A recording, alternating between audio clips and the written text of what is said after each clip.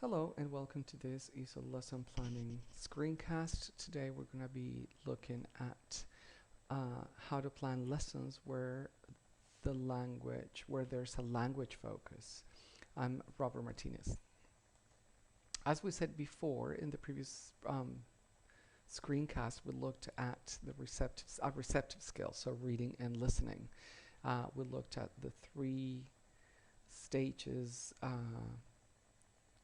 that for that framework. So we looked at leading and warmer, pre-teaching vocabulary, skimming, and or listening for gist, and then we looked at the other stages for receptive skills, while also looking at the suggested timings. So now we're going to be looking at how to plan a lesson where the focus is language, and by language we mean either grammar, functions, or vocabulary, and also when applying or following a guided discovery framework. Now, something important to highlight at the beginning is that, as you notice here, when you follow or adopt a guided discovery framework, which is very similar to text-based presentations, then these three stages are basically the same for a language lesson and for a receptive skills lesson. So they share these three initial stages. As we said before, very briefly, we're going to go over every single stage, and then we're also going to look at the suggested timings. So if we have to teach a lesson that is where the main focus is grammar or functions or vocabulary, then this is the framework that we suggest if adopting a guided discovery framework. Obviously, there's also PPP, presentation, practice, production. There's TTT, test, teach, test. There's TBL, task-based learning. So there will be other screencasts on each of those frameworks. Remember as well that the timings in this screencast are suggested for a total of 40 minutes, and it is so because it is a screencast for candidates on the Cambridge CELTA course, where the lessons go from 20 to 40 to 60 minutes in most centers. Now, remember that obviously if you are teaching a longer lesson after your CELTA, these timings still hold true. The only thing you need to do is to adapt them to a longer lesson, but the stages are pretty much the same. In fact. Now let's get started by looking at lead-ins. Let's imagine that we have to teach a grammar or maybe a functions or a vocabulary lesson, and so let's look at some ideas for a lead-in and a warmer. As basically, remember that lead-ins are like cutting the ribbon, is like making an opening to the lesson, bringing in the students into the topic of the lesson and the context of the lesson. And so a creative opening may have a positive effect on learning because they increase concentration, they increase imagination, they stimulate curiosity, they foster motivation, and they develop creative responses. So you will get your students' attention with a nice lead-in. Let's look at some ideas for lead-in / warmers. You could have a Wordle. If you look at wordle.net, is a free application that you can use. And it will create a word cloud. Basically, what you need to do is input the text, maybe from the text that you're going to use to embed the language for your language focused lesson. And once you input all the text and then create a word cloud, then you can use it to ask students to guess what the main topic is, or to guess what the context will be, or use it to make predictions as well. Another idea could be to get a set of words from the text, either from the text, and then ask the students in pairs or in groups to divide them into hot or cold. Now, this requires them to use their higher order thinking skills, because they're going to have to assess and evaluate and make speculations and speculate about why some words may be hot or cold. So you're priming them up for what's coming next. So there are no right or wrong answers here. Another one could be to give them a snippet of a song, let them listen to it, or the snippet of a video as well, that is related, obviously, hopefully related to the context or the text. To the context. I mean, warmers don't necessarily have to be related to the topic of the lesson, but if they are, it is even better. You can also use topic-related questions, so very, very important that they are related questions, topic-related questions. So if the topic is on food, then a topic, some ideas could be showing them different types of typical British or American or food in general, and then ask them a couple of questions like, what's your favorite food, why, when do you eat this type of food, and things like that. Another idea could be obviously using visuals. I think those are really, really good, because as they say, a visual is worth 1,000 words, and you can use them to then set a question, just as I said, show them lots of foods, ask them what their favorite food is, if they can mention any of their typical dishes and things like that, things that are related to the topic and also to them. Another idea could be using topic-related noises. For example, in clip R, you can get noises of different types, noise files that you can use. So, for example, if you're reading an article on traffic, you could probably make them listen to traffic, and then as a trigger to for their imagination, then start discussing traffic before they actually read the text or listen to the text. And realia, you can bring in realia or props of things that you're using in class. So for example, if you're talking about clothes, you might bring in clothes or shopping bags of famous branded clothes for them to discuss, and then give them questions in the warmer. Remember that a warmer is a task where the students do something. You ask them to do something, usually speak about to get the juices going, and to activate prior knowledge and activate schemata and to generate interest. And you could also, finally, another idea would be to play charades, where you mime some of the you may mime the topic of the sentence, or of the lesson, or the context of the lesson, or you may choose a few titles of things related to the lesson. So obviously these are 8 different ideas here, but they're not necessarily the only ideas. There may be lots of other equally valid ideas. Now, let's go back, and now let's look at pre-teaching vocabulary. So what do we pre-teach in vocabulary if we're pre-teaching vocabulary? It's the question that I'm going to try and answer. Remember, this is done only if necessary. So only if necessary. Because some texts you may not need to pre-teach vocabulary. Now, the idea with pre-teaching vocabulary is that it is only done to pre-teach those 3, 5, 6 words that may stop the students from answering the gist or the comprehension questions.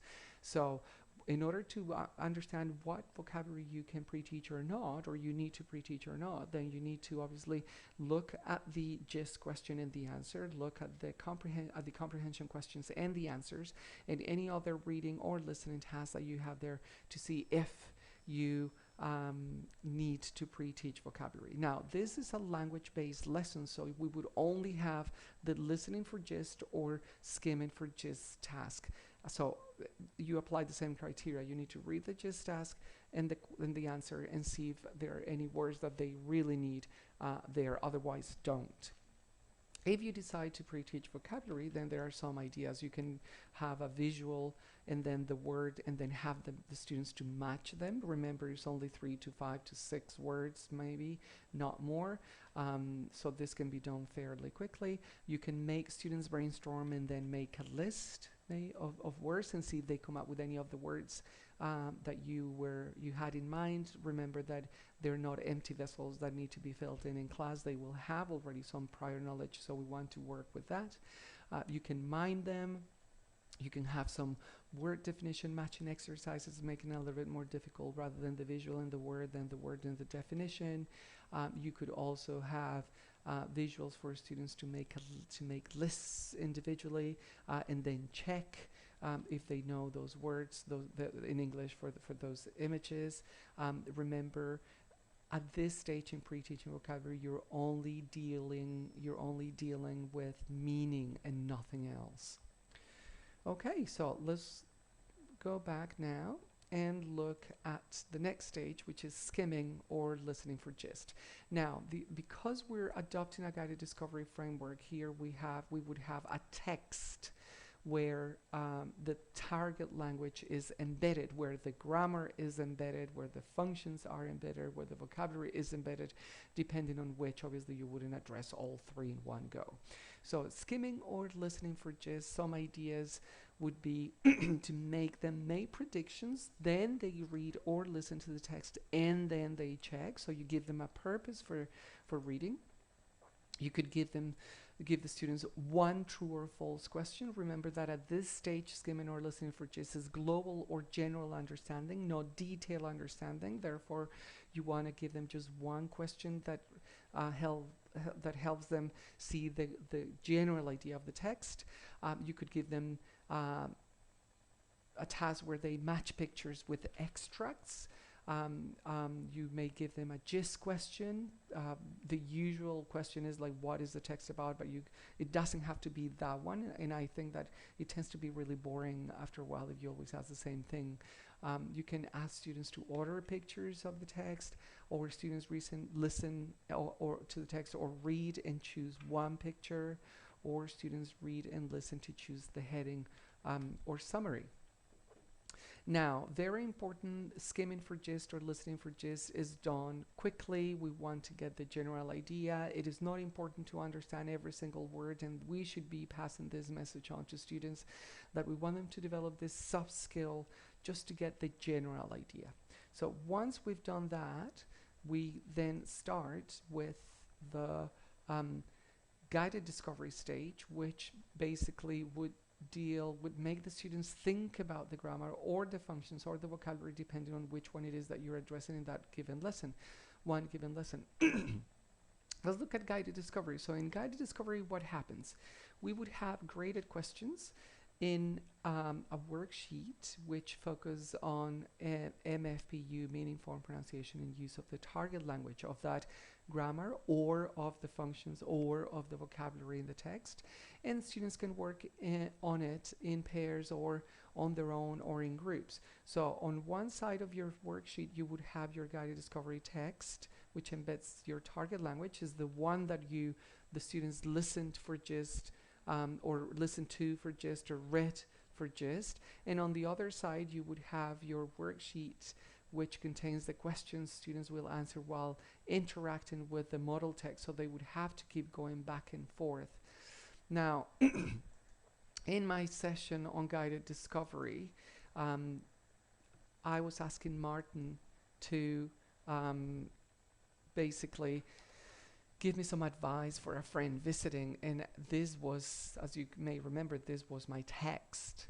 Now, on the other side, I had a text, my guided discovery sheet, where I had questions and tasks for you, or for my students or trainee teachers to answer, and you could only do this if they go back to the text and refer to the target language as it is embedded in the text. So this is very, very important. Guided discovery is guiding the students through questions to helping them figure out the language. They need to work it out. We're not telling them. They're figure it out through these questions and refer back to the text continuously to answer those questions and be able to see the context and see the language in context.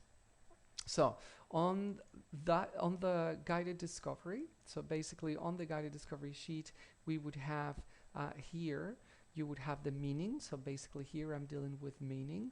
Then form, so grammar, part of speech, regularities, and that those are the questions here. And then pronunciation, you can do it basically directly with them, or you could include a section at the bottom of the page as well where you made them aware. So for example, look at the words in the text and circle the stress syllable, or if it is sentence stress, the stress word in the sentence. So let's go back and look then at, that was guided discovery. Now I added an asterisk here because with functions, they are a little bit different. Functions in general, when you are analyzing language, you need to remember that with functional language, the students need to be aware of the fact that they will always hear something and that they will always need to say something. So if you're asking for information, students need to be aware of what they will hear if someone asks them for information, and what they need to say if they want to ask for information. So those are two very important aspects of functional language, which you need to take into account when preparing a lesson. Now, after you've done your guided discovery, then we would you would give students feedback and clarification. Now, while the students are completing the tasks here, you would be walking around, looking at what they're doing, paying attention to what they're writing and saying, and then making some notes. You should not be standing at the front or just looking at the students. I mean, you need to monitor closely. So monitoring the students closely means looking and being aware of what they're doing. So in feedback and clarification, after they've done that and you've gathered all that information, then you would probably ask them CCQs from your language analysis sheets.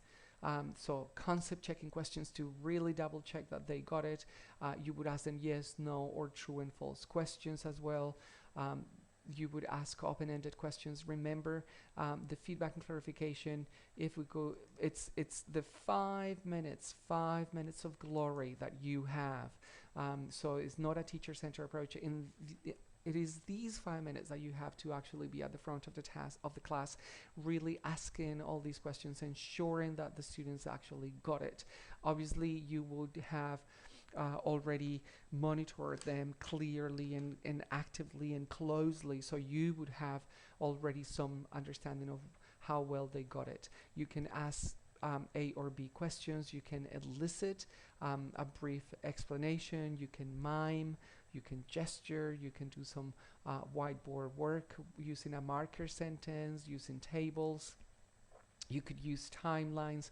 So it is in this stage, the feedback and clarification stage in the guided discovery, that you are really making sure that the students understood actually the target language, whether it was grammar or it was functions or vocabulary.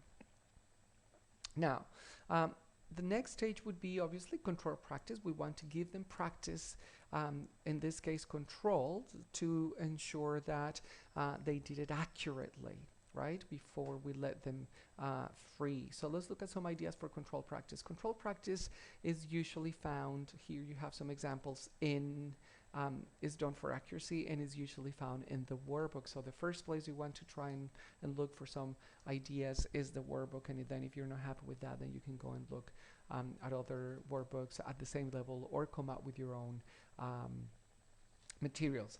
The important thing to remember here is that control practices so that we get evidence that they can use the language accurately enough. And so they would be doing either sentence gap fill or a table or filling in a script or doing things where they actually produce the language either in writing or in speaking accurately. Now, once you've done that, then obviously after control practice, we want to make sure that they get a little bit of freer practice for fluency in this case. So some ideas for freer practice are, because freer practice, the objective is fluency, then you would have them speaking or writing. And the idea is that they use the target language basically. So you want to develop their fluency by giving them a speaking task or a writing task. Finally, we would obviously while they're doing these tasks, remember that every stage is set the task, parent share, feedback, set the task, parent share, feedback. Now, at the end of your practice and at the end of the lesson, basically, we would go and try and see, give them some feedback and clarification. So again, here you would be using any of the ideas that we looked at before. So mime and gesture, eliciting, brief explanation. You want to recap. You want to recap what happened in the lesson and make sure that they go away knowing exactly, knowing clearly what the topic of the lesson was, what the main features of the target language, whether it was grammar or functions of vocabulary. Now, just to finish, let's look at the timings. Again, as I said before, we suggest this is a 40-minute lesson because of the CELTA scheme. But obviously, if you had a 1 hour or 2 hour lesson, then the timings can be adapted proportionally. So we suggest that 3 minutes for the leading and warmer, 3 to 5 to pre-teach vocabulary. But if you don't have that, you can have that time in more given to guided discovery or more controlled practice or more freer practice. 5 minutes for the skimming or listening for gist task. Then the heart of the lesson would definitely be your guided discovery, where the students are figuring out the target language, and you would give probably 10 to 12 minutes. Then feedback and clarification, as I said before, your 5 minutes of glory. Then controlled practice around 5 minutes. And then freer practice about 5 minutes. Now, obviously, remember, as I said in another screencast, timing is very important. However, your students are more important than timing. So if for any reason you need to, you don't have enough time to do clarification, or in sometimes maybe candidates don't have enough time for freer practice, that's not a huge problem if this is because the students really needed extra clarification and they were in the control practice, they really came out with really good questions and you gave that clarification to them. Okay, so this was how to plan a lesson where the language is the focus of the lesson, for example, grammar, functions, and vocabulary, and when adopting a guided discovery framework. Stay tuned for the other screencasts on the other frameworks, and thank you very much for listening.